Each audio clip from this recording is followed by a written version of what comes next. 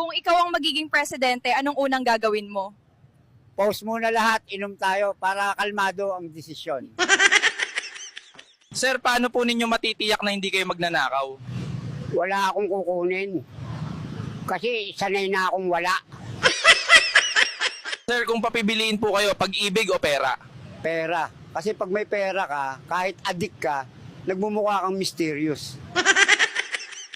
Sir, paano mo hinaharap ang inflation? Tinitigan ko lang ang presyo ng bigas, tapos ngumiti, sabay lakad palayo. Sir, paano po kayo nagtipid ngayong mahal ang bilihin? Di ako kumakain. Paano nyo po nilalampasan ang mga pagsubok sa buhay? Hindi ko nilalampasan, dinadaanan lang.